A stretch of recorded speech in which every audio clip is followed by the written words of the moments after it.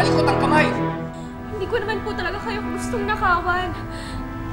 Kailangan ko lang po talaga ng pera dahil may sakit po yung nanay ko. Patawarin niyo po ako. Misis, tulungan niyo ako. Walang lang na ba? Sisirain mo ang reputasyon ng kantina ko? Ha? Pasensya na kayo ha. Hindi ko kalahin magnanakot ng babae ito! Buti na lang, napansin ko na walang wallet ninyo! Oo nga eh. Maawa na Kukulit ko siya sa akin ng pagkakataon. Nasa hospital lang na. Parating na po ang mga Tulungan niyo ako. Misis, awa niyo na. Hindi na. Kaya ko sa presinto ang babae niya. Ayoko ako malungkot. Ganun kinatawa. Hindi pwede. Ano na ang nanay ko? Hindi pwede. Ikulong nyo! Ikulong niyo yan ha, para magkanta. Sino to? Hindi ka na makakabalik dito! Malas ka sa negosyo! Yes, yan dito! Uwisap ka!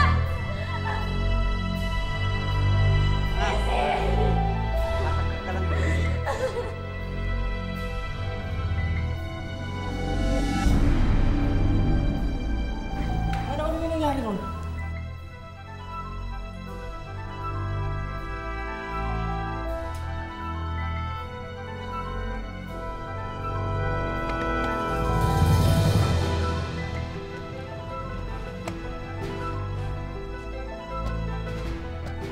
Ano?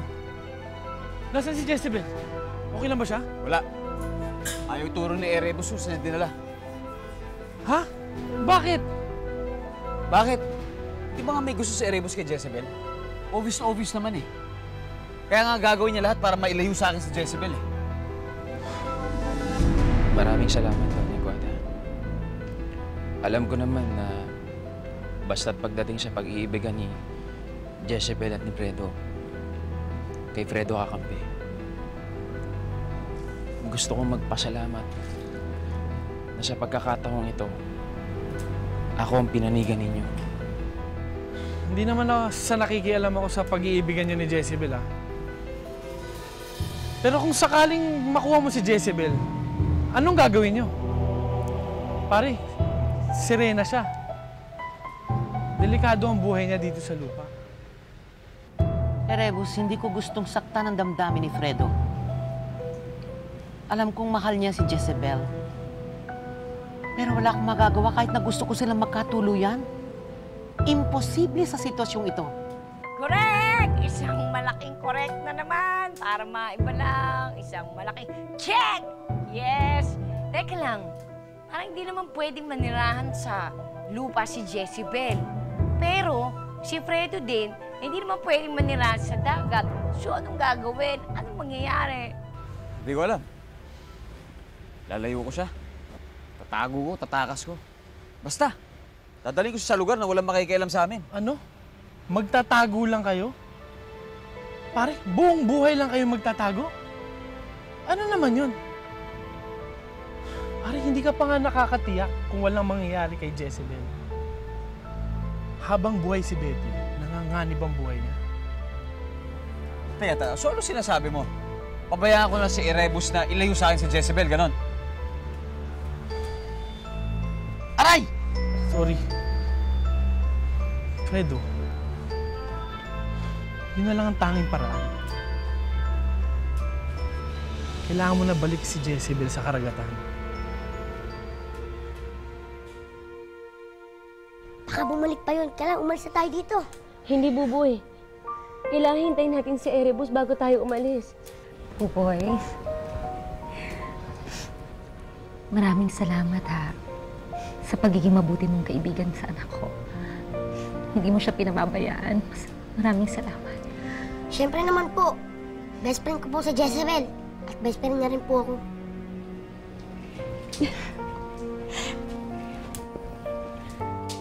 Ang kaligtasan ni Jezebel ang mahalaga ngayon. At ikaw lang, Erebus, ang makapagbibigay niyan sa kanya.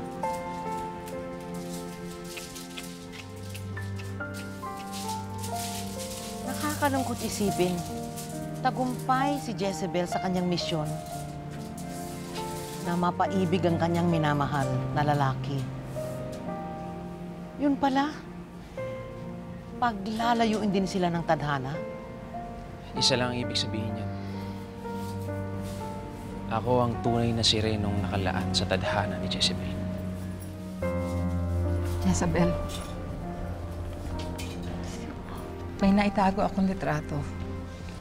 Ano po ito? Si Tino yun. Ang iyong ama.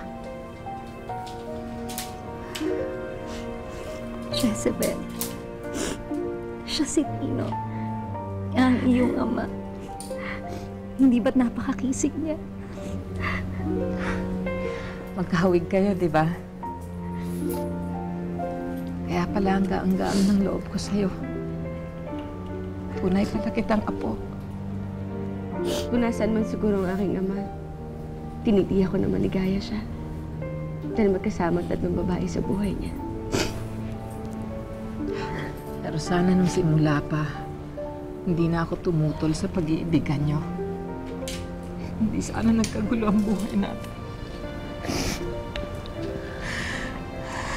Felicia, huwag mo nang sisihin ang sarili mo, ha? Mali man ang ginawa mo. Alam ko na ginawa mo lang yun dahil yun ang tingin mo na makakabuti para kay Tino. Nana Felicia, huwag na kayo malungkot. Ang importante magkakasama tayong tatlo. Yun yung mahalaga.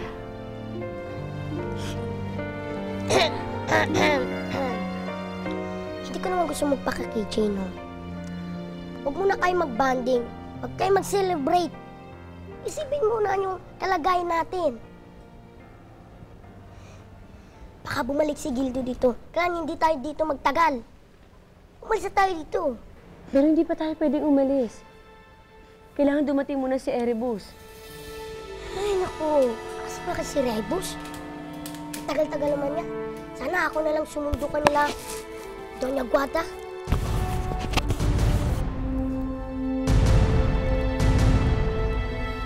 Pare, mag-iisang oras na tayo dito ah. Ano? Hindi pa ba tayo alis? Aantayin mo pa ba yan? Hindi pa. Antayin natin siya lumabas para masundan natin siya kung saan siya pupunta. Eh, paano kung hindi lumabas yan si Erebus? Habang buhay tayo mag-aantay dito. Teka, nainip ka na ba? Teka, gusto mo umalis ka, iwan mo rito. Para naman kailangan pa kita. Ito naman, Sige bilis na. mo naman magtampo. Hindi na. Aantayin na natin sila. Aantayin natin na eleksyon dito. Dito na tayo boboto. Yun! Sige ha, gisingin mo na lang ako, matutulog muna ako. Sige. Bakit kinakailangan pang ingatan ang buhay ng malansang isdang yon? Mga salot ang Serena, Hepe. Mga impacto sila.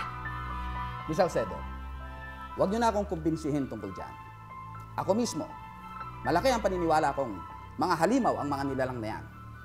At maaring meron silang kapangyarihan para saktan tayong mga tao. Eh di bakit hindi na lang natin siya patayin? Hindi natin maaari siyang patayin hanggat wala siyang ginagawang masama. Ako nga mismo pinagtangkaan niya eh. Kaya nga ako magsasampa ng kaso, di ba?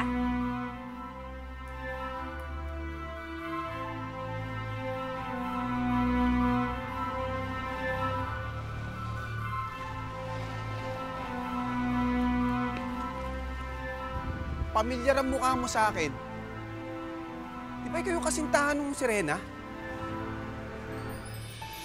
Fredo Ligaspi. Ikaw nga yun. Hindi ako yun. Napapanood pa nga kita sa TV. Nasaan yung Serena?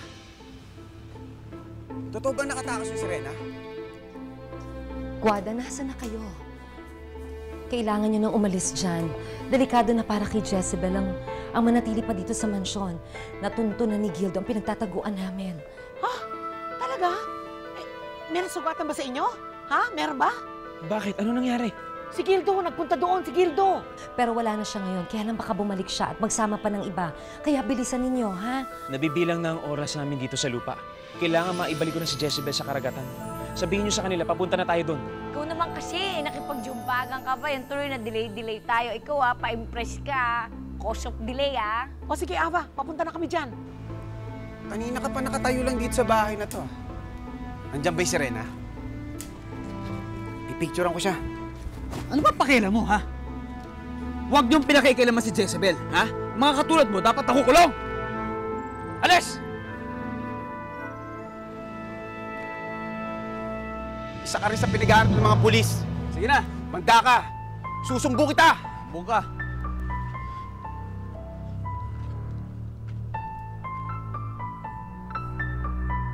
Paalis na sila doon. Papunta na sila dito.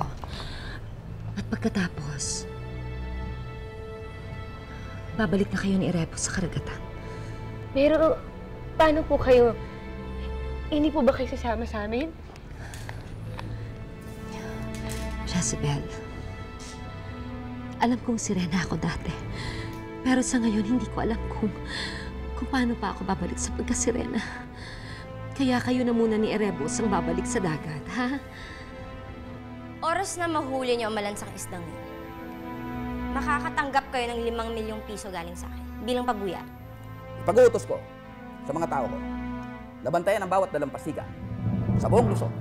Oras na subukan ni Jezebel na bumalik sa dagat, titiyakin ko sa iyo, patay siyang isda siya. Chief, may balita. Nakatanggap kami ng tawag. May informant na nagsasabing si Fredo nakita nila. Si Fredo? Huwag po kayong mag-alala. Hahanapin ko po ang paraan para maging sirena uli kayo. Pero magkakahiwalay na naman tayong dalawa. Ayoko mangyari yun. Jezebel, ayoko rin nagkahiwalay tayo. Alam ng Diyos kung gaano kasakit sa akin na magpaalam sa'yo ulit. Pero sa pangalawang pagkakataon, kailangan kong isipin ang kaligtasan.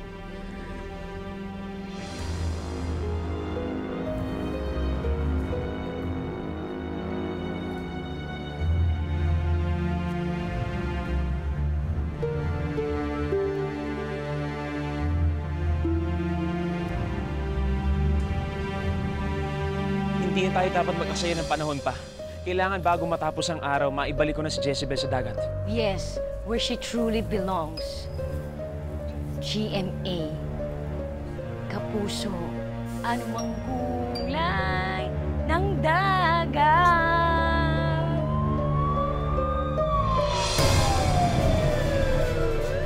Lumigwata.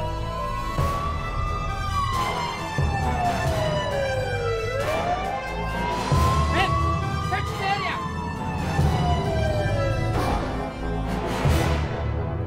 Ito po yung address na binigay ng informant. Nakapangalan na isang Doña Guada sa bahay na to. Wada? Fredo, Isabel, dinner is ready. Sino siya? Doña Guada, I'd like you to meet Betty, my fiancé. Fiancé? Tatandaan ko na si Guada. Malapit to kay Jezebel. Sir. Sir, wala na tao sa likod. O ano nangyari? Wala na po tao sa loob, ma'am. Ano? Natakasan na naman tayo? Hiya naman, oh. Oh, mamamatay ako sa nervyos nito. Nasaan na kaya sila? Buti pa manood na lang tayo ng TV para ma-relax-relax naman tayo.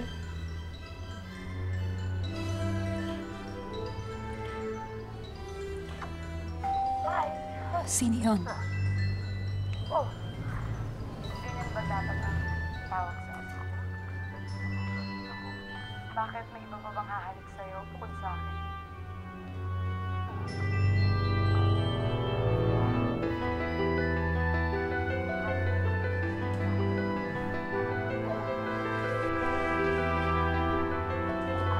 Erebus? Buti naman at dumating na kayo. Kanina pa kami inip na inip sa inyo.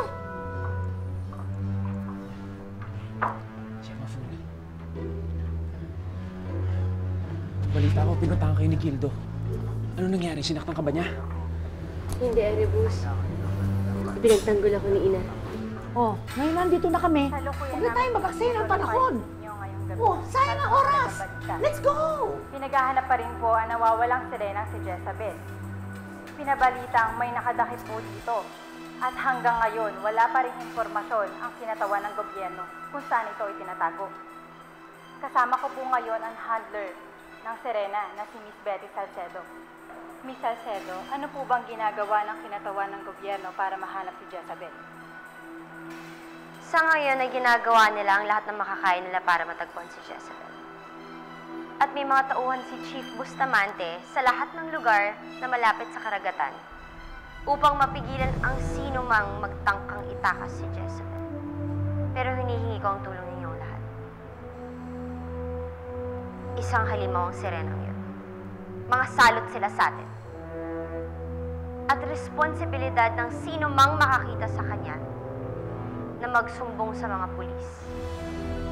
At bilang gantimpala, magbibigay ako ng 5 milyong piso sa sino mang makakapagsabi sa akin kung nasaan si Jezebel.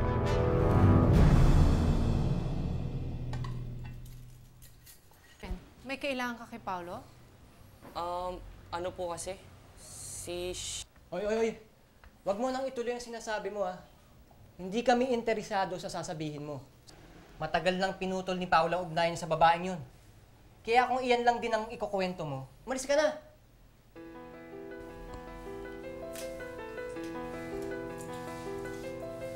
Si Sheila May? Bakit? Napaano si Sheila May? O sige, call me pag may balita ka.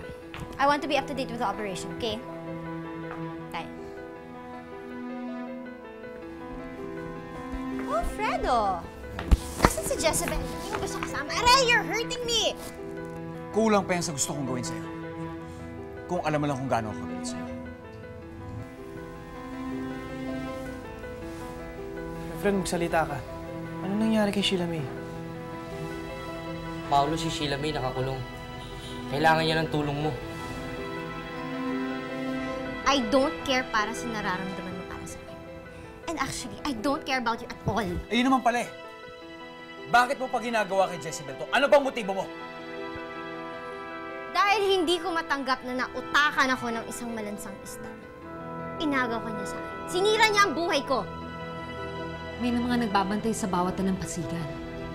Sigurado ako makakahanap tayo ng lugar na wala masyadong bantay. Sa mga private resorts. Impossible. Meron kasing manhunt na dyan kay Jezebel. Yung babuya na ibibigay ni Betty, ay sigurado kahit na simpleng mamamayan, interesadong pahuli yung si Jezebel. Mawawala na tayo nakakampi niyan. Bruwa talaga yung Betty na yan. Bakit pa kasi hindi siya natuloy nung nalaglag siya sa bayin? At gusto kong pagsisihan niya na pumanik pa siya dito sa lupa. Kakadiri siya. Hindi. Ikaw ang nakakadiri. Nakakadiri ka. Alam mo ba, pag nakikita kita, hindi ka tao, isa kang demonyo. Nakakatakot kang buha. Sige, saktan mo ko. Nang lalo pa ako magalit kay Jezebel. Anong gagawin natin ngayon? Wala na tayong ibang magagawa kundi manatili na lang muna dito. Buboy, halika. Samahan mo ko, puntahan natin yung dalampasigan na malapit dito. Tingnan natin kung kaya nating takasan yung mga bantay doon. Sige, Kayong lahat dito muna kayo. Kami na ni Buboy bahala. Bilisan ninyo. Erebus, mag-iingat kayo ha, Buboy. Mag-iingat ka. Para dyan. Sana nakapagpaalam ka na kay Jezebel.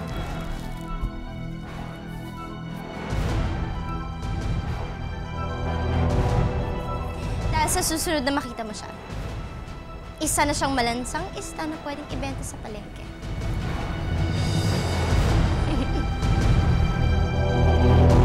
Base sa pag-uusap namin ni Fredo kanina, mukhang hindi niya talaga alam kung nasaan si Jezebel. Dahil kung alam niya, hindi na siya mag-aaksaya ng panahon na kausapin pa ako. Pero dapat, napasundan pa rin natin siya sa mga tauhan ko. May koneksyon pa rin sila ni Jezebel. At malaki ang posibilidad na maituro niya sa atin ang kinalalagyan ni Jezebel ngayon. Hindi niyo na kailangan si Fredo para mahanap si Jezebel. Gildo? Ano nangyari sa'yo? Alam ko kung nasan si Jezebel. Kaya kumilos na kayo bago pa siya makatakas sa atin. Sana naman sa pabalik ni Erebus may maganda siyang balita. Jezebel, huwag kang mag-alala. Magiging maayos ang lahat. Pinapangako ko sa'yo, makakarating ka sa karagatan ng ligtas. Yun na nga po kinalulungkot ko eh. Ang tanging paraan lang para magtas ako yung bumalik ako sa dagat. Ang ibig sabihin, magkakahiwalay na naman tayo.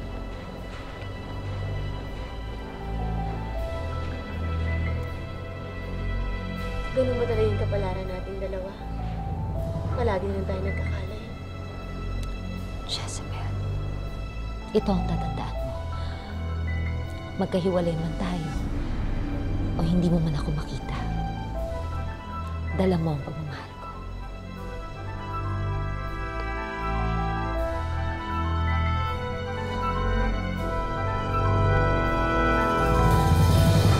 Talaga? Okay, sige. Sigurado ka ba dyan? Okay. Si Joel yun, yung kaibigan kong photographer sa The Journal. Anong sabi? Alam na raw ng mga pulis ko nasa si Jezebel. Ako ang Beatrice. Oo naman. Halika na! Sige. Jezebel! Doña Guada! Malarina! Maraming nagbabatay sa dalampasigan na malapit dito at lahat sila armado. Delikadong lumusong tayo ngayon, lalo na't gabing-gabi na. Siguro sa madaling araw na lang tayo aalis. Hindi. Dahil kapag tumatagal tayo dito, lalong lumilit ang tsansa natin makabalik ng karagatan ng buhay. Kung gano'n, halika na.